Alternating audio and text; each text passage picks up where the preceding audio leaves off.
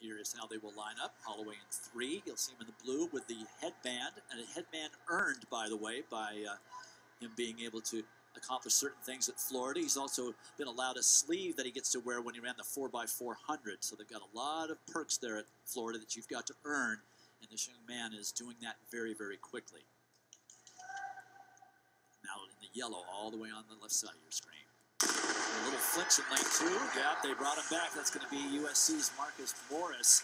I saw him flinch in the set position. I wonder, Dwight, that was close. You know, my first guess is they throw him out, you know, but if they say something like, well, we heard a sound in the area, we understand the flinch, and that does happen sometimes. We'll see. That was close, but I wondered the same thing. I mean, it was a delayed gun. It took a little time, and look at the conference going on now. While we have a second, if you go back in the early days of the Greek ancient Olympic Games, when they raced like this and somebody false started, they came out with a branch of thorns and beat you. And then you got a chance to race again. Watch the right of your screen. There's the flinch. I wonder if they're going to keep him in.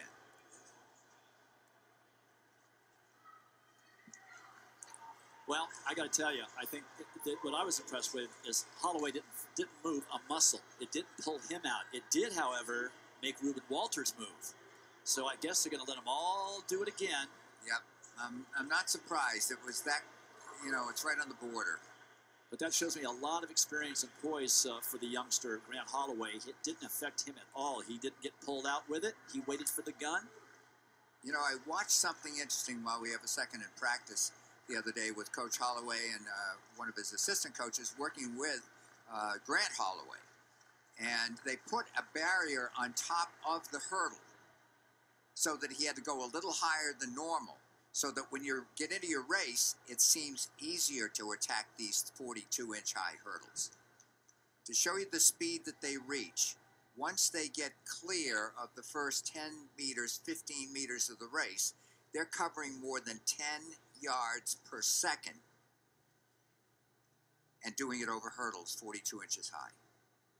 Holloway in 3, Mallett in 7. Holloway with a good start in lane 3 in the all-blue.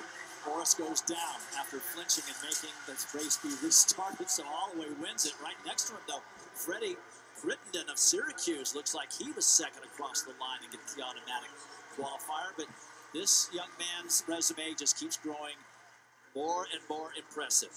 It is extraordinary. Now think about this. The New Balance Indoor National High School Championships has a pentathlon, and he won it in a variety of events. And he also that year won the hurdles indoors. So blue chip talent who said, I think my future is in track and field, and I have a goal. The Olympic title is what I want. And he's at Florida to try and achieve that.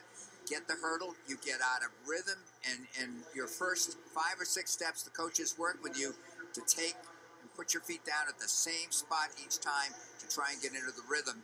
And sadly, for Marquise Morris, he got out of rhythm right away. So Holloway wins it in 7.64. That's a ho-hum time for the young freshman.